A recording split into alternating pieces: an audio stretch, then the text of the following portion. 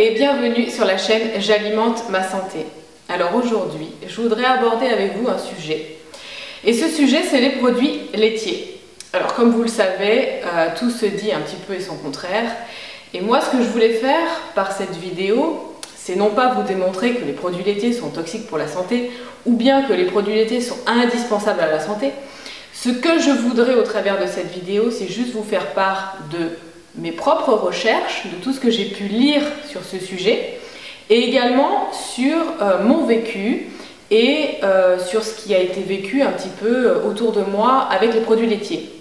Alors j'ai pris des notes parce que c'est un gros sujet qu'on va faire là aujourd'hui. Alors il faut vous accrocher, ça va être super long, je suis désolée, mais je peux pas faire court parce que je vais en fait vous lire des passages de tous les livres que j'ai pu étudier sur le sujet et aussi également les médecins avec qui j'ai pu dialoguer sur le sujet du lait. Et après, au final, avec cette vidéo, je vous donne un peu les outils et à vous de faire vos propres recherches de votre côté ou vos tests sur vous pour voir est-ce que vous êtes intolérant aux produits laitiers ou pas, est-ce que les produits laitiers sont bons pour votre santé ou pas.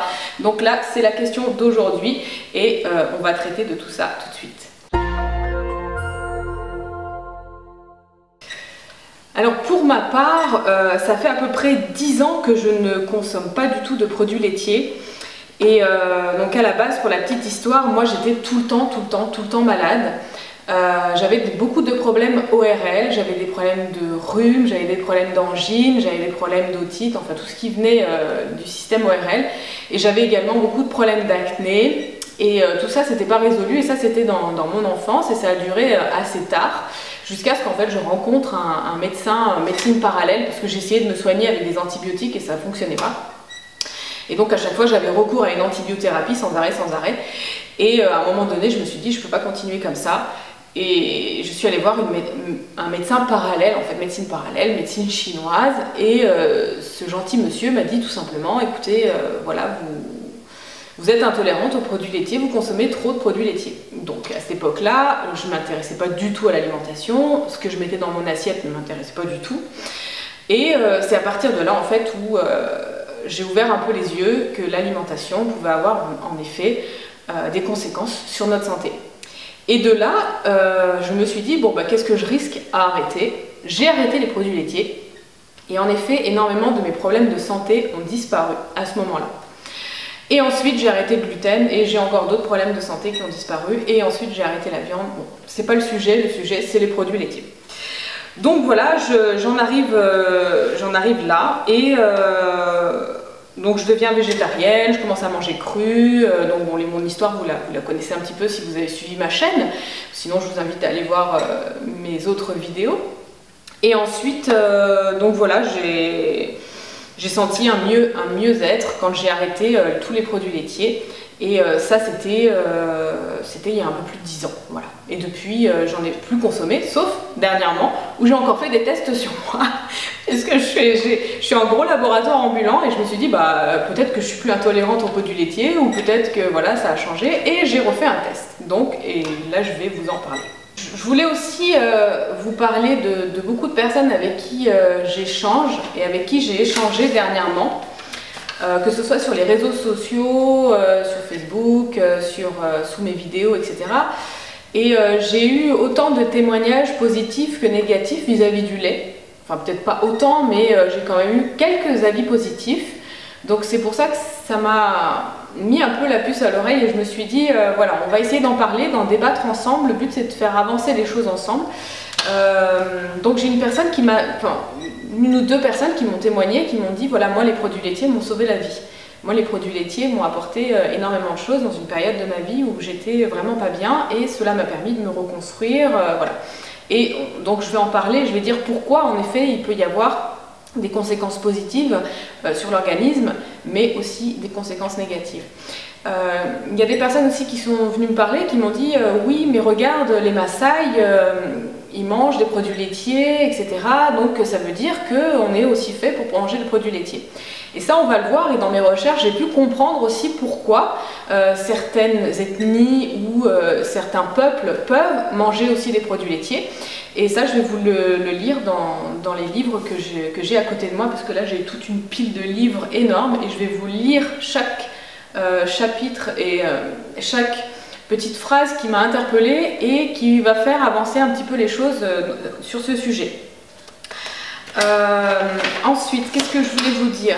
Donc oui, donc que chez certaines personnes le lait peut être un poison et chez d'autres ça peut leur sauver la vie, ça c'est ce qu'on disait. Et donc ce que je vous disais au départ avec cette vidéo, j'ai aucune intention particulière, je veux juste comprendre et vous faire part de mes lectures, mais cela va rester uniquement théorique et je vais vous donner également mes ressentis, donc ce que j'ai ressenti. Donc en premier, ce que je vais faire, c'est que je vais vous lire l'avis de tous les professionnels de santé et de toutes les personnes, et également après je vous parlerai de mon vécu. Je vais vous parler des tests que j'ai fait sur moi. Je vais vous donner mon avis personnel et mes conclusions personnelles, parce que vous savez qu'on est tous différents. Et quatrièmement, en fait, je voudrais, sous cette vidéo, qu'on puisse partager ensemble dans vos commentaires, me dire est-ce que vous êtes intolérant aux produits laitiers, pourquoi, qu'est-ce que vous avez ressenti, est-ce que vous avez arrêté, est-ce que vous continuez, est-ce que au contraire les produits vous ont sauvé la vie, etc. Donc ça c'est des choses que je voudrais que vous fassiez à la fin de cette vidéo. Voilà, vous mettez un petit commentaire et vous me dites vos impressions, vos ressentis, et puis c'est juste après personnel pour savoir un petit peu qu'est-ce qui se passe avec les produits laitiers. Alors dans les livres que je vais aborder, donc il y aura Thierry Soucard, il y aura France Gillin, il y aura Michel Donia, Gilles Lartigot, Jean Signalet, le docteur Christian Thalscheller, il y a Estelle Lefébure aussi, l'alimentation santé planète, Marion Caplan, j'ai choisi 2 livres de Marion Caplan, encore un autre de Thierry Soucard, Le savoir convalescent, et j'en ai rajouté quelques-uns aussi, un de Julien Benesson. Et voilà, je pense qu'avec ça déjà, on va pas mal avancer. Donc on va commencer par le premier livre. Alors le premier livre, c'est France Gillin, qui s'appelle La méthode France Gillin. Alors je vais vous lire 2 passages. Je me souviens avoir acheté un yaourt pour ma fille d'1 an. Ni son père ni moi-même n'aurions eu l'idée de le consommer. C'était un geste régressif, une forme de retour au biberon. Très peu de personnes dans le monde consommaient des produits laitiers. Très peu, aujourd'hui encore, ont la capacité de les digérer correctement. Comment faire avec les laitages et les fromages? Si vous n'avez aucun problème osseux, que vous n'avez pas de kyste ni de tumeur, un petit bout d'excellent fromage de terroir 2 ou 3 fois par semaine, 1 fois ou 2 par mois un laitage plaisir régressif, mais évitez d'aller au-delà. Si vous avez de la perte osseuse, arrêtez tous les produits laitiers, mais 1 fois par mois, faites-vous la fête du fromage. Trouvez le meilleur fromage du moment chez le meilleur affineur. Donc voici ce que pense France Gillin des produits laitiers. Ensuite, nous avons le livre de Marion Caplan, Alimentation sans gluten ni laitage. Alors là, j'en ai coché pas mal des pages, il y a pas mal de petits passages sympas. Je pris du poids, mon front se couvrit d'acné et je commençais à déprimer. J'étais en permanence ballonnée. Je subissais le rituel rhume des foins avec son lot de nez purulents et d'yeux larmoyants. Je ressentais des épuisements périodiques. L'intolérance au laitage de vache et de brebis. Il s'agit en fait d'une intolérance aux protéines, la caséine, du lait de vache. Le lait maternel contient 3 fois moins de protéines que le lait de vache, mais 3 fois plus d'anticorps.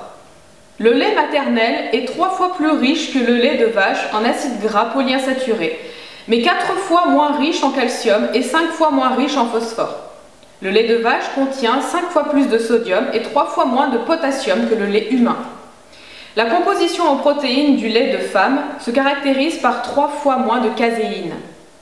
L'intolérance au lactose, qui est le sucre du lait, assez rare, est due au déficit de lactase qui progresse avec l'âge. Les manifestations cliniques: eczéma, urticaire, asthme. Ensuite, nous avons une liste des manifestations cliniques associées à une intolérance alimentaire. Donc les symptômes peuvent être les rhinites, sinusite, asthme, otite, bronchite, allergie, ballonnement, gaz, crampes, nausées, diarrhée, constipation, maladie de Crohn, Helicobacter pylori, candida albicans, migraine, céphalée, eczéma, urticaire, acné, peau très sèche, arthrite, polyarthrite, rhumatisme, douleurs articulaires, crampes, tendinite, sécheresse oculaire, hypertension, diabète 1 et 2, obésité, surpoids. Ensuite, là j'ai coché un petit truc mais qui n'a rien à voir avec les produits laitiers, mais je trouvais sympa, j'avais envie de le placer. À propos du végétalisme et du régime dissocié. L'alimentation végétalienne, composée uniquement de végétaux, légumes, fruits, céréales, légumineuses, oléagineux, est une alimentation dangereuse à long terme. Merci, j'en ai fait les frais. On peut, si on ressent un besoin de se mettre au vert, son organisme le pratiquer quelques jours, voire quelques semaines, sans que cela ne crée de dommages pour la santé, bien au contraire. Cette nourriture facile à digérer entraîne rapidement un mieux-être. Et c'est bien là le problème.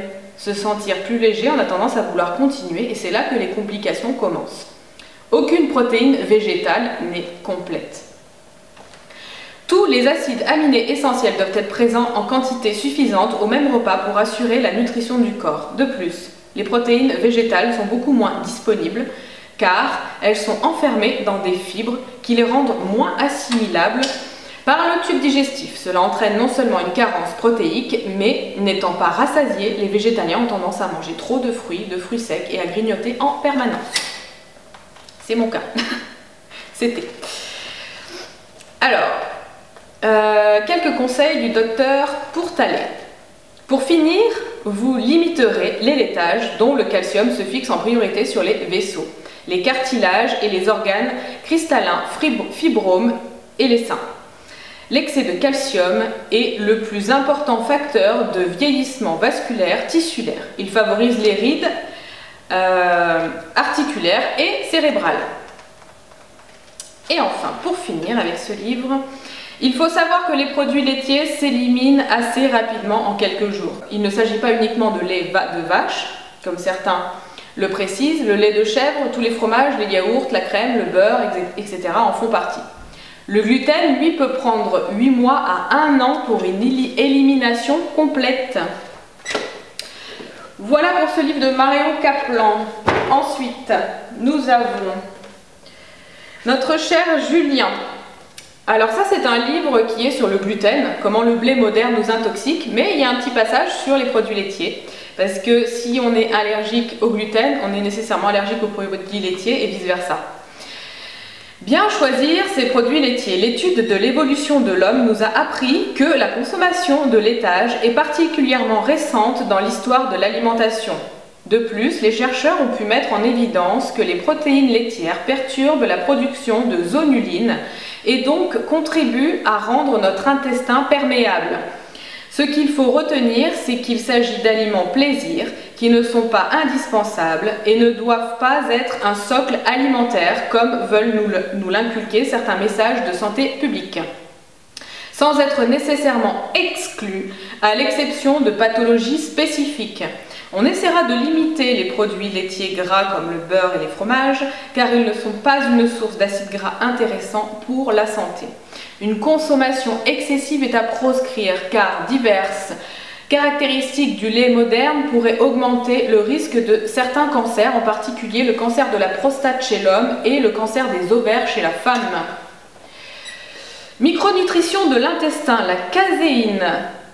Dans le cas d'une maladie auto-immune ou d'une maladie inflammatoire de l'intestin, la caséine, une protéine laitière, peut être problématique au même titre que le gluten. Les personnes intolérantes au gluten sont également intolérantes à la caséine dans 50% des cas. Ceci justifie l'éviction du lait et des produits laitiers dans l'intestin, quand l'intestin est abîmé, en particulier dans le cas d'une maladie auto-immune, quitte à essayer de réintroduire un peu plus tardivement. De même, leur élimination est conseillée en cas de schizophrénie ou de problèmes psychologiques d'origine inconnue. Les casomorphines issues de la digestion des protéines laitières pouvant jouer un rôle non négligeable dans ces pathologies. Merci Julien. Ensuite, un autre livre de Marion Kaplan. J'ai adoré ce livre, il est vraiment super.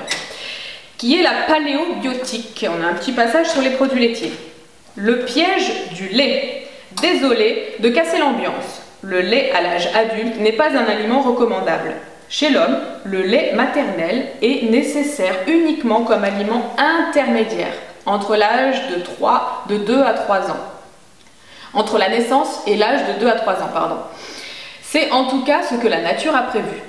Pour ce qui concerne le lait, on nous fait croire qu'il est indispensable à notre équilibre alimentaire, alors que dans les faits, on s'en est passé pendant très longtemps. Aujourd'hui, entre les pour et les contre, la discussion est ouverte, mais pas très saine. Elle affichait sa volonté de lutter contre la dénutrition, mais elle permettait surtout d'écouler un surplus de lait après-guerre et de soutenir la filière laitière qui était entrée dans la production de masse. Il y a pourtant de plus en plus de spécialistes qui affirment qu'en l'état actuel des connaissances, il est irresponsable de faire la promotion des laitages, car la consommation de 3 laitages par jour, telle qu'elle est recommandée par la médecine officielle, peut entraîner du diabète, du surpoids, des cancers du sein, des cancers de la prostate et aussi de l'ostéoporose. La qualité du lait. Avant de parler des problèmes qu'il engendre, parlons du lait lui-même, car, question qualité, tous les laits ne se valent pas. La qualité nutritionnelle d'un lait dépend avant tout de ce qu'a mangé la vache, et non, comme le pensent de plus en plus de personnes, du traitement que subit le lait après la traite. Une vache qui passe son temps en pâture à brouter de l'herbe, si possible éloignée des champs cultivés arrosés de pesticides, donne un lait de bien meilleure qualité nutritionnelle que celle qui va manger du maïs ou du soja enfermé dans son étable et qui produit certes plus de lait, mais de beaucoup moins bonne qualité. Plus une vache consomme d'herbe, plus son lait est riche en oméga 3, de bons acides gras qui ont des fonctions anti-inflammatoires. En revanche, plus elle va manger du maïs, plus son lait sera riche en oméga 6, des acides gras pro-inflammatoires qu'il faut limiter. En plus, les vaches qui mangent de l'herbe produisent 1/3 de méthane en moins que celles qui sont nourries aux céréales, ce qui montre bien que dans ses estomacs, le système bactérien de la vache est perturbé par les céréales. Un problème de digestion. Depuis la nuit des temps, tous les mammifères perdent leur capacité à digérer le lait à l'âge adulte. Cela est dû à la chute d'activité dans l'organisme de la lactase, une enzyme qui dépend d'un gène particulier et qui permet la digestion du lactose, qui est un sucre contenu dans le lait. Le fromage est beaucoup plus pauvre en lactose que le lait, surtout les fromages qui sont affinés. Posez-vous ces questions de bon sens. Est-ce que les vaches boivent du lait toute leur vie ? Connaissez-vous dans la nature un animal adulte qui boive le lait d'une autre espèce ? Enfin, connaissez-vous une autre espèce de mammifère qui souffre d'ostéoporose ? Les êtres humains, eux, font allègrement les trois. Un problème de sucre. Le lactose est un glucide qu'on trouve en grande quantité dans le lait de vache, de brebis et de chèvre. Dans le tube digestif des nourrissons, l'enzyme lactase le convertit en 2 sucres simples, le glucose et le galactose, qui sont absorbés séparément, sans problème. Mais on a vu, comme le tube digestif de 70% de la population adulte ne peut plus digérer le lactose, celui-ci doit y être métabolisé, transformé par des bactéries intestinales. Résultat de ce travail, la digestion du lait provoque de la fermentation, des gaz toxiques comme de l'hydrogène, du méthane et pire, de l'acétate de méthyle. Ce sont des toxines qui affectent notre système nerveux, le foie et aussi le système cardiovasculaire, également les muscles. Et on a également observé qu'elles provoquaient une baisse de votre système immunitaire, ouvrant la porte à bien d'autres pathologies. Ce qui peut expliquer pourquoi les rhumes à répétition. Baisse du système immunitaire. Donc si vous avez consommé beaucoup de produits laitiers dans votre première partie de votre vie, ce qui était mon cas, vous risquez d'avoir épuisé votre stock d'ostéoblastes lorsque vous atteignez un âge avancé. Nos ancêtres, à l'époque du paléolithique, qui ne consommaient pas encore de lait, autres que celui de leur mère, avaient quant à eux des os dont la robustesse physique équivalait à celle des athlètes modernes surentraînés. Ils ne connaissaient pas l'ostéoporose et les maladies osseuses. Merci Marion Kaplan. Ensuite, je vous ai dit, hein, c'est long, hein. Il y a une vingtaine de bouquins comme ça va? Ça va, vous suivez? Alors là, il y a du lourd. Thierry Soucard. Les mensonges et propagande. Ah, j'ai noté plein de choses. Alors... est-ce que le lait est l'aliment idéal? Le lait est volontiers présenté par l'industrie, les nutritionnistes, laitiers et les autorités sanitaires comme un aliment essentiel, une sorte d'idéal. S'en priver, ce serait, selon eux, se condamner à une vie misérable que l'on passera à traîner des os poreux. Au large du Japon, l'archipel d'Okinawa, avec ses 161 îles verdoyantes, les habitants de cet archipel ne sont pas tout à fait comme nous. Ils courent 3 à 4 fois moins de risques de cancer, d'ostéoporose et d'autres maladies dégénératives liées à l'âge, avec 4 fois plus de centenaires qu'en Occident. C'est à Okinawa que l'on vit le plus vieux sur Terre. Les secrets d'Okinawa? Une alimentation frugale, pauvre en calories mais rassasiante parce qu'elle est majoritairement constituée de végétaux. Et les laitages, ces aliments idéaux porteurs de santé dans le régime d'Okinawa, il n'y en a pas. Et oui, chers amis, le régime le plus efficace pour vivre le plus vieux en bonne santé est un régime sans laitage. Ça alors. Et nous qui pensions que les laitages étaient indispensables et que la terre entière en mangeait, qu'ils étaient consommés depuis l'aube des temps, comment on a pu nous faire avaler ça? Alors...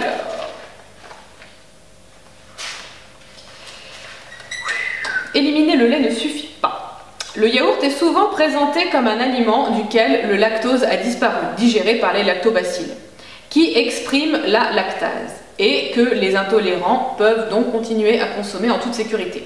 En réalité, les teneurs des yaourts en lactose sont véritables et dépendent du procédé de fabrication. Certains yaourts, notamment ceux enrichis en crème et autres sous-produits solides de la production laitière, contiennent autant de lactose que le lait, d'autres 2 fois moins. En plus, dans les yaourts pasteurisés et les glaces au yaourt, les enzymes des lactobacilles sont inactivées par des températures utilisées très élevées ou très basses. Ce qui fait que les quantités appréciables de lactose passent dans l'organisme. Par rapport au lait, les symptômes de l'intolérance du lactose sont généralement réduits des 2/3 lorsqu'on consomme du yaourt, mais ils ne disparaissent pas totalement et peuvent littéralement empoisonner la vie des intolérants. Seuls les fromages contiennent des quantités marginales de lactose. Il faudrait manger 1 kg de parmesan pour recevoir autant de lactose qu'un verre de lait. Mais au fait, qui est intolérant au lactose? Dans les quelques études expérimentales conduites à ce sujet, une bonne partie de celles et ceux qui n'expriment plus de lactase peuvent avaler des petites quantités de lactose, de l'ordre de 10 à 12 grammes par jour, soit l'équivalent d'un verre de lait, sans souffrir de troubles particuliers. Cependant, le seuil d'acceptabilité du lactose varie d'une personne à l'autre. Certains tolèrent un verre de lait, d'autres sont indisposés par quelques grammes que contient un chocolat au lait. 30 à 50 millions de personnes sont intolérants au lactose, mais 41% des adultes digèrent mal le lait, soit 20 millions d'individus. Si l'on considère sur la base des résultats des études cliniques que les symptômes d'intolérance concernent 20% de ces adultes lorsqu'ils consomment 12 grammes de lactose, alors on peut estimer que 4 millions de Français adultes sont concernés par cette épidémie silencieuse. Le petit homme élevé aux hormones. Quand un être humain boit du lait, il absorbe du même coup les substances destinées à favoriser la croissance du veau. Et pour finir, avec notre cher Thierry Soucard, vous incitez les lecteurs à modérer leur consommation de laitage. Pourquoi ne pas tout simplement les déconseiller?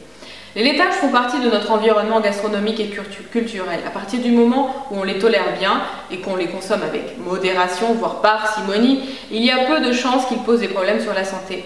Dans ces conditions, on peut continuer à les apprécier pour leur saveur, qu'il s'agisse de yaourts faits maison ou de fromage fermier. Qu'est-ce qui pose problème précisément dans le lait? Des protéines allergisantes ou mal tolérées, le lactose qui est le sucre du lait, que ne digèrent pas la plupart d'entre nous. trop de calcium lorsque la consommation de vitamine D ne suit pas, un facteur de croissance qui pourrait attiser certains cancers, des hormones et aussi des pesticides. Que pensez-vous du régime signalé qui prônait l'exclusion des produits laitiers, du gluten et des maladies auto-immunes? Ce régime repose sur de bonnes bases biologiques et aussi bien les médecins que les diététiciens qui le pratiquent ainsi que les patients rapportent des améliorations très importantes. Ma fille a de l'acné, elle boit du lait, 1 litre par jour. Est-ce qu'il y a une relation? Des chercheurs américains ont effectivement établi en janvier 2008 un lien entre la consommation de produits laitiers et l'acné. Selon eux, le lait écrémé contient des composés hormonaux ou des facteurs qui influent les hormones de l'organisme en quantité suffisante pour avoir des effets biologiques chez les consommateurs. À suivre.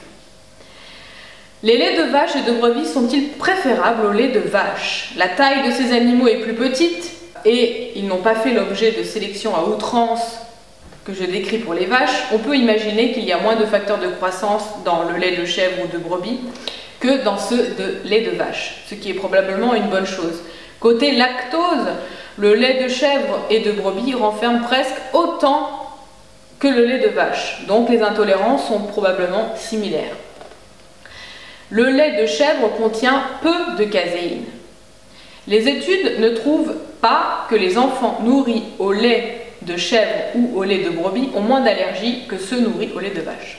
En résumé, je pense que les problèmes potentiels décrits dans mon livre lorsqu'on consomme 3 à 4 produits laitiers de vache par jour sont susceptibles d'apparaître avec le même niveau de consommation de laitage de chèvre ou de brebis. Mais encore une fois, chez une personne non allergique, tolérant bien le lactose, je pense qu'il n'y a pas ou peu de problème lorsqu'on mange 1 voire 2 laitages par jour. C'est l'excès que je dénonce. Ah, il y a encore un petit bout. Je suis allergique au lait depuis tout petit. Il paraît que je ne digère pas le lactose. Du coup, je ne mange jamais de laitage. Est-ce que cela veut dire que mon espérance de vie s'en trouve prolongée? Le régime Okinawa est le plus efficace pour faire des centenaires sur la planète. C'est un régime sans laitage.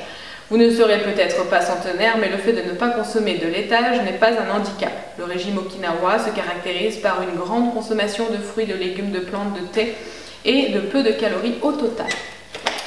Voilà pour ce livre.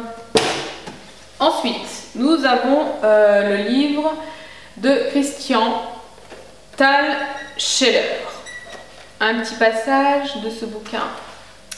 Le lait, une sacrée vacherie. Cette phrase est le titre d'un livre écrit par un médecin français, le docteur Baird. Elle résume bien le drame du lait et des produits laitiers. Beaucoup d'Occidentaux se retrouvent prisonniers du piège d'une croyance. En effet, l'utilisation de lait de vache et de ses dérivés dans l'alimentation humaine correspond à une gigantesque erreur diététique. Le lait de vache est fait pour le veau, pas pour l'être humain. D'innombrables études scientifiques le prouvent. Le lait de vache est trop riche en graisse et en protéines et sa consommation régulière entraîne toute une série de troubles de santé qui vont de la carie dentaire, ostéoporose en passant par les rhumatismes, les maladies infectieuses, dégénératives de toutes sortes. Bien sûr, un verre de lait, un yaourt, un morceau de fromage n'ont jamais tué personne. Mais consommer tous les jours en grande quantité des produits laitiers entraîne inévitablement une surcharge protéolipidique qui intoxique l'organisme d'une manière sournoise et destructrice. J'ai pu voir guérir un grand nombre de troubles de santé qui duraient parfois depuis des années par la simple suppression de viande et de produits laitiers. En revanche, plus la consommation de laitage s'élève, plus l'ostéoporose est fréquente. L'excès de protéines dû à l'excès de produits laitiers entraîne une perte de calcium qui rend les os fragiles. Quelle amère ironie! Des millions de personnes âgées se forcent à manger des laitages pour préserver leurs os alors qu'elles les affaiblissent. Ce culte du lait enrichit les multinationales, mais détruit la santé de la population des gens en Occident. Voilà pour ce livre. Ensuite, on a un petit passage, j'ai bien aimé aussi ce bouquin, vraiment sympa. Estelle Lefébure, la méthode d'Estelle Lefébure. Lactose et la caséine. Ce sont des glucides, lactose et des protéines, la caséine, que l'on retrouve dans le lait d'origine animale en différentes quantités ainsi que dans les produits laitiers. Ils sont souvent mis en cause aujourd'hui dans les troubles digestifs. Pourquoi l'éviter? Le nombre de cas d'intolérance au lait de vache ne cesse d'augmenter. Attribuées trop aisément au lactose, elles sont dues en réalité le plus souvent aux caséines dénaturées de la filière industrielle. La dénaturation de ces protéines va créer un état de porosité intestinale, donc maladie auto-immune, et de nombreuses personnes vont manifester des réactions allergiques inflammatoires digestives, régurgitation, diarrhée, bronchopulmonaire, sinusite, bronchite, rhinite, otite, asthme cutanée, eczéma, acné et rhumatismal, arthrose, arthrite. L'intolérance au lactose n'a pas d'effet systémique, à part quelques problèmes digestifs comme l'altération du transit intestinal due à la non-digestion du lactose. Si vous craignez de manquer de calcium, pensez aux eaux minérales ainsi qu'à d'autres choses comme les amandes, les algues, les wakame, les sardines à l'huile, le persil, les épinards, le brocoli, etc. Voilà pour le livre d'Estelle Lefébure. Ensuite, on a ce livre aussi très sympa, Alimentation, santé, planète. Petit passage. Le calcium contenu dans le lait n'est pas aussi biodisponible que celui des végétaux, tels que les algues, les amandes, et peut se présenter comme un cofacteur de calcification des vaisseaux ou des tissus. À l'âge adulte, la plupart des humains perdent la lactase, donc qui est une enzyme capable de digérer le lactose du lait, d'où les très nombreuses intolérances aux produits laitiers. Bien qu'herbivores, les vaches sont aujourd'hui gavées aux céréales fermentées et aux farines animales. Des hormones de croissance, des antibiotiques sont administrés ainsi que des anxiolytiques pour les faire résister à leurs pitoyables conditions de vie. Au final, toute cette pollution délibérée se retrouve dans le lait. Voilà pour ce petit passage. Ensuite, nous avons ce petit bouquin, lait de vache, blancheur trompeuse. Bon, alors ça, c'est vraiment un petit bouquin vachement sympa. Il y a tout dedans et très bien résumé. Un individu ayant un fort potentiel vital pourrait consommer du lait sans pour autant tomber malade. Mais petit à petit, il observera une diminution de son potentiel plus rapidement que s'il n'en absorbait pas. En revanche, avec une plus grande consommation que son potentiel vital ne peut le supporter, il sera exposé à diverses pathologies. Pour un individu dont le potentiel vital est faible, pour les sujets allergiques par exemple, une toute petite quantité de lait suffit à déclencher la crise ou la maladie. Vous pouvez constater ici que chaque individu est différent, réagissant à sa manière, suivant son hérédité et le cumul de son acquis. C'est pourquoi il est sage de ne jamais généraliser en matière de nutrition. Celle-ci doit correspondre à un individu spécifique en fonction de sa nature, de son milieu, de son âge, de son travail et j'ajouterai aussi de sa conscience. Bien que les yaourts ensemencés par des bactéries lactiques soient plus digestes et assimilables que le lait et puissent avoir une action efficace sur la flore intestinale, il reste cependant un aliment acide. Et trop d'acide lactique dans l'organisme s'avère néfaste. Il faudrait en réduire la consommation, voire la supprimer en cas de spasmophilie. La meilleure source d'acide lactique se retrouve dans les choucroutes, les carottes, la betterave lactofermentée. Ensuite, qu'est-ce qu'on a ? Devant l'éternelle question des personnes auxquelles je propose de réduire, voire de supprimer les produits laitiers, mais alors où est-ce que je vais trouver mon calcium? Je réponds que le buveur du lait, le consommateur de fromage, a besoin de beaucoup plus de calcium car justement les produits laitiers déminéralisent. On trouve largement du bon calcium assimilable dans les algues, les fruits, les oléagineux, les céréales, les légumes verts, les viandes, les volailles de bonne qualité. Voilà pour ce petit bouquin. Alors ensuite, nous avons un autre livre de Christian Thalscheller qui est l'hygiène intestinale. Alors, la crème, du lait et le beurre. Les acides qu'ils contiennent rendent la paroi du côlon perméable aux bactéries qui s'y trouvent. Voilà, c'était un tout petit passage pour celui-là. Ensuite, celui-là j'ai beaucoup aimé aussi, le charme discret de l'intestin. Alors, petit passage, on va parler des probiotiques, puisque au final, Ce qui nous intéresse vraiment dans les produits laitiers, c'est les probiotiques. C'est surtout ça. C'est les bactéries vivantes.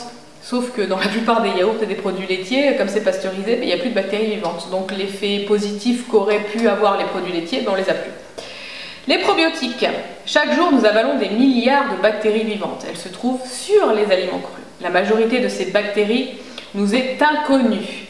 Elles sont sans doute inoffensives. Peut-être même ont-elles des bienfaits que nous n'avons pas encore réussi à cerner. On est au tout début du biote intestinal, de tout ce qui se passe dans nos intestins. Au supermarché, nous lisons le mot probiotique sur un pot de yaourt. Nous ne savons pas vraiment ce que c'est ni comment cela fonctionne, mais beaucoup d'entre nous en ont au moins entendu parler à la télé. La publicité nous laisse entendre que ça renforce nos défenses immunitaires, qu'on se sent bien et qu'on se sent beau. Depuis toujours, les êtres humains mangent des bactéries probiotiques. Sans elles, nous n'existerions pas. Les bactéries prévenantes jouent un rôle important dans notre vie et dans nos entrailles. Nos ancêtres ne le savaient pas, mais intuitivement, ils avaient déjà développé de bonnes habitudes. Ils protégeaient leur nourriture des mauvaises bactéries, de la moisissure, en faisant confiance aux bonnes bactéries dont ils se servaient par exemple pour augmenter la durée de conservation de leurs aliments. Ainsi, chaque culture recèle quelques plats traditionnels, cuisinés par des microbes pleins d'attention. Citons en France la crème fraîche, en Allemagne la choucroute, les concombres marinés ou le pain au levain, en Suisse le fromage à trous, en Italie le saucisson ou les olives, en Turquie l'ayran, je ne sais pas si ça se dit comme ça. Autant de spécialités qui n'existeraient pas sans les bactéries. La cuisine asiatique est très friande de ces spécialités. La sauce soja, la soupe miso, le kimchi coréen en sont quelques exemples. En Inde, il y a le lassi. En Afrique, on a le foufou. Et la liste pourrait être rallongée à l'infini. Ces plats dont la préparation fait intervenir des bactéries sont dits fermentés. La fermentation produit souvent des acides, qui donnent par exemple au yaourt ou aux légumes fermentés un goût un peu plus acide que l'aliment de départ. L'acidité et les bonnes bactéries protègent la nourriture des mauvaises bactéries.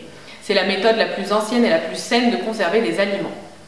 Le yaourt, le lait caillé et d'autres produits fermentés ont été découverts par hasard. Quelqu'un a laissé traîner dehors des bactéries, et des bactéries venues directement de la vache ou bien présentes dans l'air au moment de la traite ont pénétré dans le récipient et le lait s'est épaissi et surprise, un nouvel aliment était né. La diversité des bactéries dans les aliments fermentés a beaucoup diminué. Aujourd'hui, après la traite, on chauffe brièvement le lait pour tuer de possibles agents pathogènes. Mais dans le même temps, on élimine aussi les éventuelles bactéries du yaourt. Début du XXe siècle, la communauté scientifique supposait que les bactéries jouaient pour nous un rôle protecteur fondamental. C'est à cette époque qu'Ely monte sur scène la scène du yaourt, prix Nobel de physiologie ou médecine en 1908. Ce scientifique russe, naturalisé français, observe les paysans des montagnes bulgares, dont l'espérance de vie dépasse souvent les 100 ans, et dans la bonne humeur, s'il vous plaît. Il imagine que leur secret réside dans les poches en cuir qui leur permettent de transporter le lait de leurs vaches. Les paysans parcourent de longues distances et quand ils arrivent chez eux, le lait est caillé. Le scientifique est convaincu que la consommation régulière de ces produits faisant intervenir des bactéries est à l'origine de la bonne santé des paysans. Dans son livre « La prolongation de la vie », il défend une thèse selon laquelle les bonnes bactéries nous permettraient de vivre mieux et plus longtemps. Dès lors, les bactéries ne sont plus des ingrédients quelconques entrant dans la composition du yaourt, mais un facteur décisif pour notre capital santé. Malheureusement, sa découverte tombe au mauvais moment. Peu avant, les bactéries ont été identifiées comme des agents pathogènes de certaines maladies. À partir des années 1940, parallèlement au développement des antibiotiques et à la connaissance de leurs principes de fonctionnement, l'opinion générale s'accorde à dire que moins il y a de bactéries et mieux c'est. Dans un yaourt classique, on trouve généralement la bactérie Lactobacillus bulgaricus. Rien ne dit cependant que ce sont exactement celles qu'utilisaient les paysans bulgares. Ces bactéries ne sont pas particulièrement gastro-résistantes et seule une petite proportion d'entre elles arrivent vivantes dans l'intestin. En théorie, une bactérie bien vivante dans l'intestin a plus de possibilités d'action. Les slogans publicitaires glorieux utilisés par Actimel sont donc désormais proscrits. Bon, des Actimel en plus, c'est cuit. Le fond du truc était bon au final, hein, mais après il n'y a plus rien dedans, hein, vu que c'est pasteurisé, les bactéries elles sont mortes. Résumons, n'importe quel yaourt peut être bénéfique, mais tout le monde ne supporte pas bien les protéines de lait ou les graisses animales en grande quantité. La bonne nouvelle, c'est que le monde des probiotiques ne s'arrête pas au yaourt. Comme on l'a vu, il y a plein d'autres choses. Je vous ai fait une liste d'ailleurs sur le site J'alimente ma santé pour que vous puissiez voir la liste des probiotiques et aussi la liste des prébiotiques. Voilà pour ce livre. Alors ensuite, allez, un bon pavé, celui-là je l'aime bien. Donc là on a préface de professeur Henri Joyeux et c'est un livre du docteur Jean Signalet qui est l'alimentation ou la troisième médecine. J'ai un tout petit bout à vous lire. Alors, les principes du régime alimentaire. Ça c'était un petit truc, petite parenthèse, voilà. Les bases de mon régime. Mon but est d'exclure tous les aliments dangereux introduits depuis le début de la civilisation. Ils correspondent à ceux qui ne sont jamais consommés par les animaux sauvages. Premièrement, exclusion des laits animaux de toute origine et de leurs dérivés. 2. Exclusion des céréales mutées, essentiellement blé et maïs, alors que le riz est autorisé. Troisièmement, exclusion des produits cuits à température trop élevée, c'est-à-dire au-dessus de 110 degrés. Quatrièmement, exclusion des huiles raffinées et remplacées par des huiles vierges consommées crues.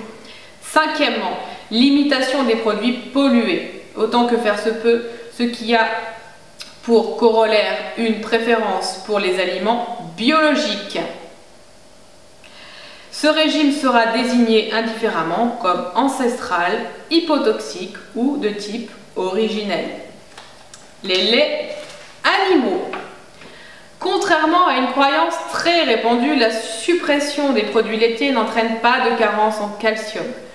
Les laits animaux, surtout le lait de vache, sont certes fort riches en calcium, mais seule une petite fraction de celui-ci est absorbée par l'intestin grêle humain. Bon voilà, on arrive à la fin de cette vidéo, il reste encore 3 bouquins, même 4, je ne sais pas si je vais aborder tout parce que là on va jamais y arriver. Donc ce bouquin c'est le Savoir convalescent de Ségolène et Vincent. Alors les produits laitiers. À la fin de la Seconde Guerre mondiale, la production de lait explose et en 1954, on rend obligatoire la production de lait dans les écoles pour écouler la surproduction.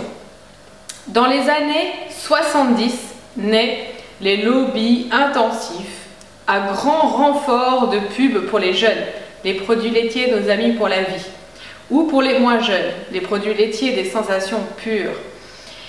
C'est sûr qu'après avoir arrêté durant 21 jours, en reconsommer induirait de pures sensations comme la nausée, des boutons, des migraines, le nez qui coule, des douleurs inflammatoires, des fermentations intestinales et encore bien d'autres pures sensations dont on se passerait bien.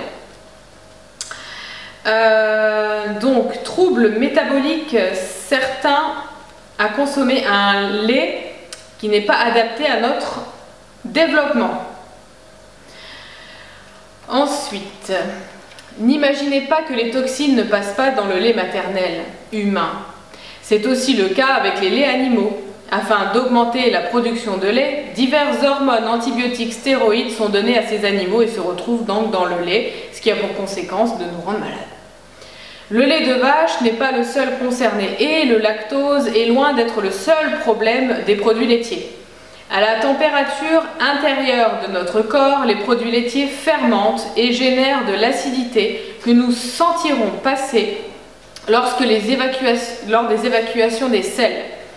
Ces protéines étant mal digérées, notre intestin étant devenu une vraie passoire, ces protéines passent dans le sang avant d'avoir été ingérées en acides aminés, chose que notre organisme ne sait plus faire une fois l'âge passé.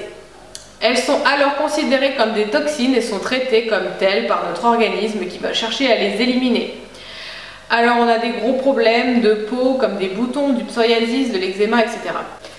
Voilà pour ce bouquin. Ensuite, mon cher ami Gilles Lartigot, IT, il en parle un tout petit peu.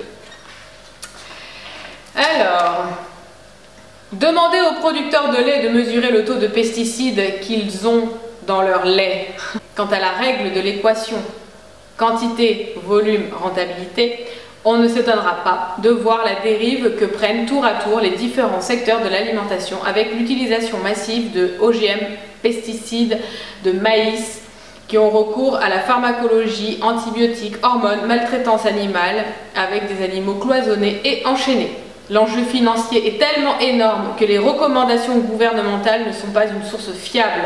En France, les recommandations officielles nous dictent de consommer au moins 3 produits laitiers par jour et sont établies par un comité d'experts de santé. Ce comité est composé d'une trentaine de personnes, dont au moins 19 directement affiliés à l'industrie laitière, Danone et Nestlé. Il n'y a aucune transparence, les recommandations officielles sur les laitages n'ont donc aucun crédit. Alors posons-nous la question de l'intérêt d'en consommer autant. Merci Gilles. Ensuite, on a Michel Donia avec Prenez en main votre santé. Alors, où est-ce que j'ai mis le lait? J'ai tellement coché de choses. Voilà, le lait il est là. Le lait, une sacrée vacherie. Le postulat en vogue est le suivant. Les produits laitiers sont nécessaires pour apporter du calcium et lutter contre la décalcification. C'est un aliment complet et un facteur indispensable de la bonne santé. Il est très difficile de s'attaquer aux croyances, surtout lorsqu'elles sont enseignées par des services officiels, fidélisés par une publicité massive et verrouillées par le plaisir qu'elles génèrent. Et pourtant, il suffit de se permettre de réfléchir par soi-même et d'observer en toute liberté d'esprit quelques constatations directes pour le moins troublantes. Les 3 pays où l'on observe le plus de fractures de la hanche, donc d'ostéoporose, à savoir les États-Unis, Nouvelle-Zélande et Suède, comptent parmi les plus grands consommateurs de laitage au monde. Par contre, les pays très faibles en consommation laitière, voire nuls, tels que la Chine, le Japon et surtout l'Afrique, ignorent pratiquement ces problèmes d'ostéoporose. Il semble donc que le calcium amené par le lait ne soit pas fiable, c'est-à-dire correctement métabolisable. Aussi, lorsque l'on observe au microscope la texture osseuse des grands consommateurs de lait, on constate souvent une cristallisation grossière irrégulière, cryptique, donc fragile. Le calcium existe partout. Il suffit de consulter le tableau suivant. Il est à noter que les fromages à haute teneur en calcium proposent un calcium peu assimilable qui a tendance à se déposer anarchiquement dans les articulations sous forme de bec de perroquet. Autre réflexion. Nous faisons partie des mammifères. Or, est-il possible de citer un seul mammifère qui boive du lait déjà à l'âge adulte sur la planète et d'une autre race? Ensuite, on retrouve de ce fait des carnivores, des herbivores, des granivores, mais aucun lactivore. Pire, aucun animal n'aurait l'idée de se nourrir avec le lait d'une autre espèce. La simple observation de la nature montre que le lait est réservé aux premiers mois de vie et exclusivement dispensé par la mère. Les maladies devenues classiques s'installent avec rhinopharyngite, otite, angine, infection ORL, eczéma, urticaire, migraine, douleur abdominale, hypersomnie, eczéma, chute de cheveux, tachycardie, douleur articulaire. Alors le docteur Nogier, son expérience de cabinet l'a amené à régler facilement de multiples problèmes laissés pour compte par la médecine officielle simplement en supprimant les produits laitiers. Tous ces problèmes étaient souvent dus à une intolérance aux protéines de lait et au lactose. Ce que l'on vend pour du lait, est-ce que c'est vraiment encore du lait? 4 types de lait sont vendus dans le commerce. 1. Le lait frais. 2. Le lait pasteurisé. 3. Le lait UHT. Et 4. Le lait déshydraté en poudre. Premièrement, le lait bio ou non bio caille facilement. Ça, c'est vraiment le premier lait en fait. Grâce à ses ferments lactiques vivants, une fois caillé, il peut présenter éventuellement un intérêt pour la flore intestinale tant que produit, en sous forme lactofermentée. Le lait pasteurisé, donc lui, la plupart des vitamines et des ferments sont détruits. Ce lait ne remplit plus sa mission et ses bénéfices sont illusoires. Le lait UHT, ultra haute température, alors là, il n'y a plus rien, aucune vie ni siège. Ces molécules, en raison de la brutale élévation de la température, sont polymérisées, c'est-à-dire qu'elles s'attachent entre elles, tel un wagon, pour former des macromolécules ingérables par notre organisme. Ces molécules, hélas, arrivent à diffuser dans les intestins grêles, plus ou moins délabrés, et se promènent dans les voies lymphatiques, créant ça et là des foyers infectieux. Il est évident que le lait UHT ne devrait pas avoir le droit de s'appeler du lait. Quatrièmement, le lait en poudre, c'est le summum de la dénaturation, et pourtant il est dans la plupart des préparations, les gâteaux, les biscuits, les desserts, les glaces que l'on trouve dans le commerce. Rappel en guise de conclusion. Alors, selon l'expérience, la longue expérience du docteur Lebert, alors sphère digestive, digestion lente, mauvaise haleine, langue chargée, douleur abdominale de l'enfant, ballonnement, hémorroïdes, céphalée. La sphère gynécologique, perte blanche, douleur de règles, kyste ovarien. Dermatologique, eczéma, acné, prurite, rougeur, sueur. Rhumatologie, douleur arthritique, contracture vertébrale, tendinite, etc. Sommeil, insomnie allergique. Sphère cardiovasculaire, hypertension artérielle. Sphère ORL, rhinopharyngite, otite, sinusite. Maladie allergique, asthme, rhume des foins, urticaire, migraine, otite. Voilà pour ce livre. Et ensuite, le dernier, alors on a celui-ci qui est Santé, mensonges et propagande de Thierry Soucard, qui rejoint un petit peu le premier bouquin que je vous ai lu au tout début. Hors des laitages, point de salut. Les laitages ne font pas que contribuer à la couverture de nos besoins en calcium. L'idée est largement répandue chez les médecins et donc dans le public que sans eux, il est impossible de se procurer suffisamment de calcium. Dans son mini-guide Le Bon Mangeur, la Fédération française de cardiologie affirme allègrement qu'il faut consommer à chaque repas un produit laitier. C'est la seule façon de couvrir le besoin de calcium, du plus jeune au plus âgé. Même discours du CNA, Conseil national de l'alimentation. Un organisme gouvernemental qui dépend du ministère de l'Agriculture, de la Santé et de l'Économie, et qui est censé informer les consommateurs sur les produits alimentaires. Le CNA propose un dépliant intitulé « 7 conseils pour la pleine forme ». On y apprend que seuls le lait, les yaourts, le fromage, les desserts lactés sont des sources de calcium. Et si on y regardait de plus près, il n'y a pas que les laitages. Ainsi, 100 g de choux chinois apportent à l'organisme plus de calcium qu'un verre de lait. Surtout qu'on a vu que le calcium du lait décalcifie.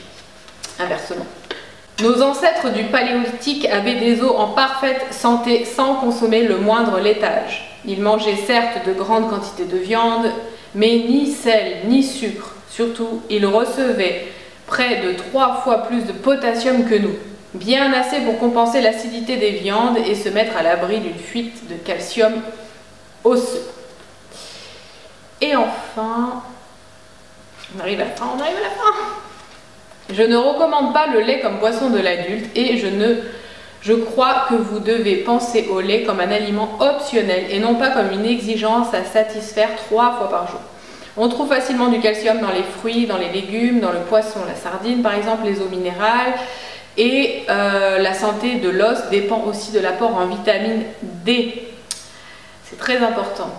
Et peut-être en antioxydants, en acides gras aussi, en oméga 3. L'activité physique, notamment la musculation, à l'approche de la cinquantaine, est l'un des meilleurs moyens pour renforcer les os.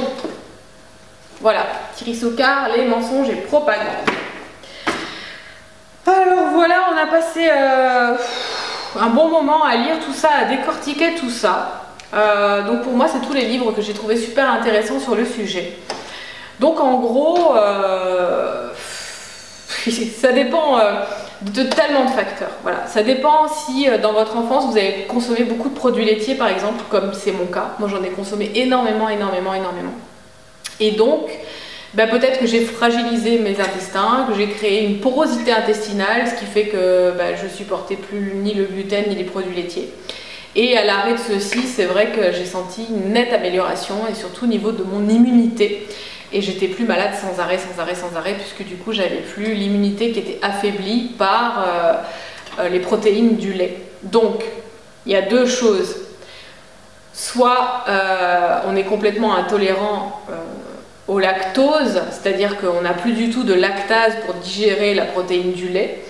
Et il y a aussi la caséine, qui est une protéine qui est un peu trop grosse et qui a l'effet un peu de tout arracher sur son passage au niveau des intestins. Donc il y a ces deux paramètres à prendre en question. Alors, la question aussi, c'est de se dire pourquoi consommer des produits laitiers. Donc on l'a vu, à la base, on le faisait pour le calcium. Sauf que le calcium qu'on prend dans les produits laitiers, il décalcifie plus qu'autre chose puisque la quantité est trop forte. Et on le sait maintenant, l'excès de quelque chose, c'est pas forcément bénéfique. Donc si on a besoin de calcium, on peut le trouver ailleurs et de meilleure qualité. Donc dans les produits, dans les plantes, dans les végétaux, dans les graines, etc. Alors, vous pouvez trouver des tableaux où vous trouvez du calcium très facilement dans d'autres choses, surtout dans la graine de sésame par exemple, et dans la graine de chia, on l'a vu aussi. Et la deuxième chose aussi qui peut être intéressante, puisqu'on a soit le calcium, mais on a aussi les bonnes bactéries, les probiotiques. Et c'est pour ça qu'on a envie aussi de consommer des produits laitiers, parce que quelque part, grâce aux probiotiques, on va réensemencer la flore intestinale. Donc à savoir, d'un côté, on réensemence avec des bonnes bactéries, mais d'un autre, on fragilise et on rend l'intestin poreux avec la caséine et le lactose. Donc, il y a plusieurs choses que moi j'ai réfléchi, j'ai étudié le truc et je me suis dit voilà, en gros pour éliminer le lactose du lait, comment on peut faire? On peut le faire cailler. Bon, déjà, plus on va éliminer le lactose, plus il va être fermenté longtemps et moins on aura les effets, on n'aura plus besoin de la lactase pour le digérer. Donc déjà ça fait quelque chose en moins. Donc beaucoup de fermentation. Beaucoup d'affinage par exemple pour les fromages, plus vous les prenez affinés longs et plus ils vont perdre le lactose, puisque le lactose en fait il va être mangé par les bonnes bactéries. Donc déjà ça peut être un point positif. Donc ensuite il faut choisir son lait non pasteurisé, il faut choisir son lait cru, parce que s'il a été cuit, forcément il n'y a plus rien. Sauf que la plupart du temps, même si on dit au lait cru, ils ont été un petit peu cuits ou chauffés à la sortie du pis. Bref. Ensuite, ce qu'il faut prendre en considération aussi, c'est l'origine de vos produits laitiers. Si vous prenez un produit laitier qui est issu de vaches qui ont mangé du maïs, des OGM, des céréales, etc., vous vous retrouvez avec un lait qui est plein d'oméga 6 et pas plein d'oméga 3. Donc voilà, tous les petits paramètres, on va dire, qu'il faut prendre en considération, et pourquoi pas choisir peut-être un lait de brebis ou de chèvre qui sera peut-être un petit peu mieux toléré, mais même si on l'a vu, il n'y a pas une grande différence entre les produits de vache et les produits de chèvre et de brebis. Voilà. Donc après, il y a la condition animale aussi, c'est sûr que là, pour produire toujours plus de lait, on donne toujours plus de médicaments, d'antibiotiques, et puis c'est pas sain, voilà. La vache laitière, elle est passée d'une petite proportion qu'elle donnait du lait, je veux dire, à des habitants du coin, etc., à un produit complètement industriel, et elle en produit des litres et des litres par jour, et c'est pas normal. Voilà. Donc c'était là où je voulais en arriver au niveau des conclusions. Par rapport à mes expériences, donc moi, comme vous le savez, j'ai arrêté les produits laitiers une première fois, j'ai arrêté presque pendant plus d'une dizaine d'années.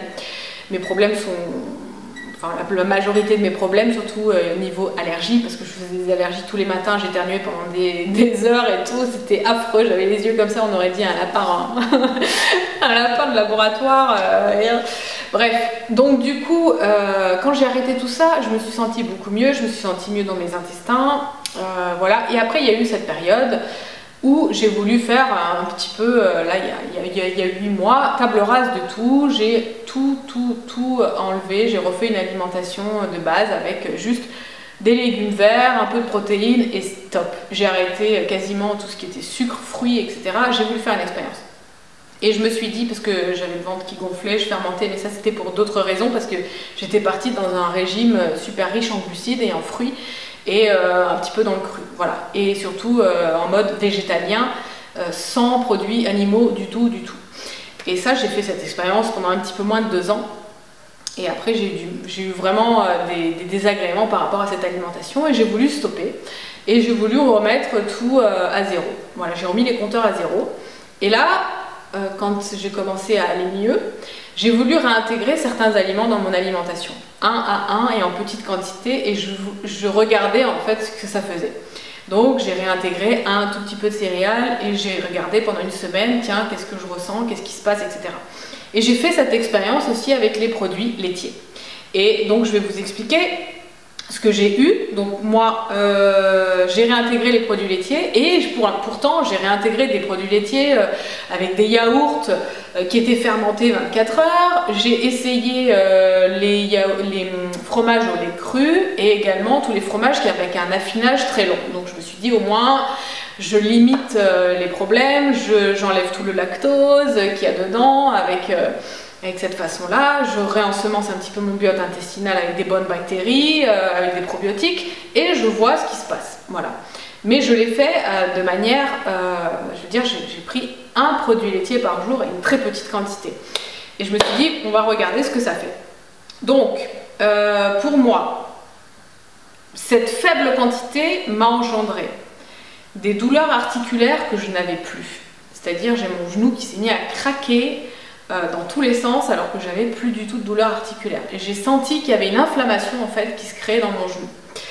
Ensuite, j'ai de nouveau eu des problèmes ORL qui sont revenus petit à petit. Nez bouché, écoulement le matin et puis un petit peu des glaires le matin au réveil que j'avais plus non plus. Les boutons d'acné sont revenus également. Le matin, je me suis retrouvée avec les yeux collés alors que j'avais plus du tout ça. J'ai eu également des maux de tête alors que je ne suis pas du tout sujette aux migraines d'habitude et j'ai eu des petits problèmes de troubles de concentration et de mémoire. Donc ça c'est ce qui m'est arrivé quand je les ai réintroduits et j'ai fait ça 2 semaines. J'ai voulu réintroduire 2 semaines mais j'ai réintroduit que ça sur une base très saine avec aucun produit ni industriel ni rien du tout, que des légumes verts à fond, beaucoup de légumes verts, quelques protéines et voilà c'est tout. J'avais fait en sorte de remettre tout à zéro. En mode un peu cétogène, quoi. Cétogène, paléo, voilà. Et cette expérience, j'ai voulu la faire, et j'ai voulu tester, et j'ai voulu voir est-ce que vraiment les produits laitiers me conviennent ou pas, à moi personnellement, voilà. Donc ça c'est mon expérience. Et donc je me suis aperçue que non.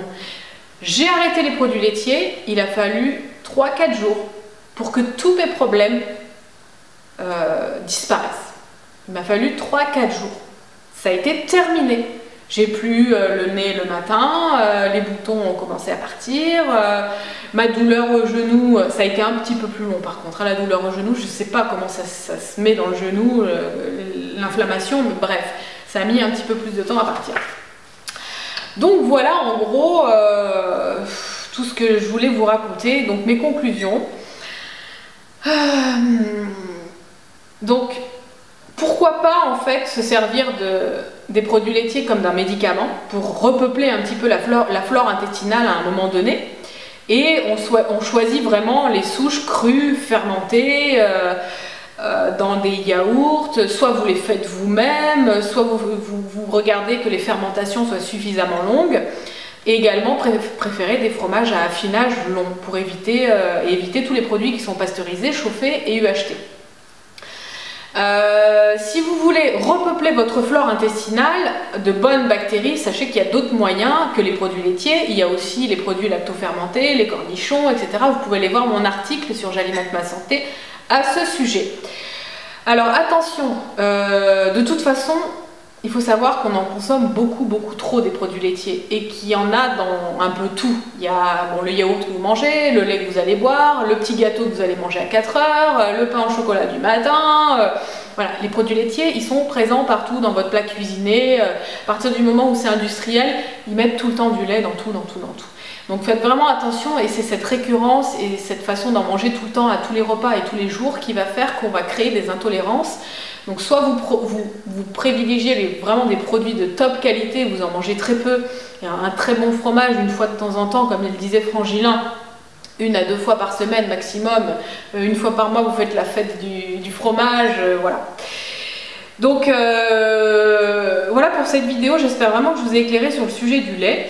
Il y a un petit passage aussi que je voulais vous lire, un article que j'ai lu dans... Je sais plus où je l'ai lu, mais je vous ai recopié des passages qui étaient sympas. Et justement, on parle aussi des Maasai, parce qu'on m'a posé la question sur les Maasai et je voulais répondre aussi là-dessus. Je ne digère pas le lactose. Est-ce normal? Tous les bébés digèrent le lactose, le sucre du lait, grâce à une enzyme, la lactase. Après le sevrage, entre 3 et 5 ans, l'activité de lactase diminue de 75 à 90%. Car cette enzyme est inutile du point de vue de l'évolution. D'ailleurs, plus aucun mammifère ne continue à consommer du lait à l'âge adulte. Nos ancêtres préhistoriques ne pratiquaient pas l'élevage et ne consommaient donc aucun produit laitier. Cependant, il y a 5000 ans, les descendants des peuples d'éleveurs du Néolithique, Caucase et Maasai, ont développé des mutations génétiques qui maintiendraient cette lactase en activité même à l'âge adulte. Ce qui pourrait expliquer pourquoi eux, ils continuent à en consommer et qu'ils n'ont pas de problème de santé par rapport à ça. Aujourd'hui, seules ces populations minoritaires peuvent digérer le lactose du lait après l'enfance. Donc, il est normal qu'un adulte ne digère pas le lait.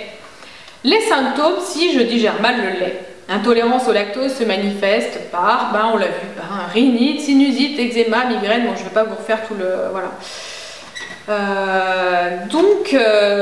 Voilà pour ces explications.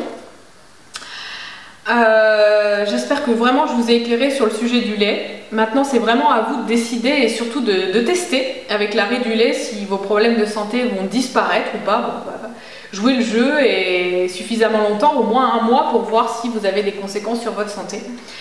Et par la suite, si vous souhaitez toujours en consommer, faites-le de manière occasionnelle, uniquement quand vous allez au restaurant, des repas de famille en petite quantité, et choisissez vraiment vos laits, le lait fermenté, les yaourts, le fromage affiné, etc., etc. Alors, je vous ai noté une petite conclusion. Donc, le but de cette vidéo, c'est surtout de vous faire réfléchir. Voilà. Je ne vous dis pas manger ou pas des produits laitiers, à vous vraiment de faire ce qui vous semble juste et bon pour vous. Peut-être que vous ne ressentez aucun symptôme pour le moment, mais si un jour vous ressentez ce genre de manifestation, sachez que peut-être ça peut venir de là et ça pourrait être une piste intéressante à certains de vos troubles. Si vous avez un doute, cela ne coûte rien en fait d'essayer d'arrêter quelques semaines, voire 1 mois, juste pour voir si vos symptômes disparaissent. Alors avec cette vidéo, vraiment n'hésitez pas à me faire part en commentaire de vos avis sur le sujet, si vous en consommez toujours ou pas, si vous avez arrêté et pourquoi, comment vous vous sentez depuis que vous avez arrêté les produits laitiers, est-ce que vous êtes allergique ou intolérant, est-ce que au contraire le lait vous a sauvé la vie dans certains cas, et qu'est-ce que ça vous a apporté. Donc voilà, merci vraiment à tous d'avoir écouté aussi longtemps, parce que c'était vraiment un gros sujet et je voulais vraiment être claire là-dessus et je voulais qu'on comprenne tous ensemble en gros pourquoi on consomme des produits laitiers et pourquoi il faut éviter. C'est vrai qu'il y a autant de bonnes raisons d'en consommer qu'il y a autant de raisons de les éviter, à savoir si le jeu en vaut la chandelle. Donc voilà, sachez juste que vous pouvez trouver du calcium ailleurs et que vous pouvez trouver vos bonnes bactéries aussi ailleurs. Sinon, pourquoi pas les fabriquer vous-même avec vos propres yaourts, etc. Donc il y a des pistes à explorer comme ça. Donc n'hésitez pas à mettre en commentaire tout ce que vous avez ressenti ou pas, vos témoignages, votre vécu. Et comme ça, on pourra en parler tous ensemble et puis voir à qui ça convient et à qui ça ne convient pas. Voilà, j'espère que cette vidéo vous a plu. Je vais en faire peut-être plusieurs comme ça, plusieurs sujets. Peut-être je vais faire la même chose avec le gluten, je vais faire la même chose avec les fruits, les légumes, les protéines, etc. Donc vraiment comprendre les choses et ne pas aller dans un dogme et dire non c'est pas bon, c'est toxique, il faut pas, juste comprendre pourquoi on peut le faire et pourquoi on éviterait de le faire et peser le pour et le contre de certains des aliments. Voilà pour cette vidéo, merci de m'avoir écouté et puis je vous dis à très bientôt pour une prochaine vidéo sur la chaîne J'alimente ma santé. Ciao ciao.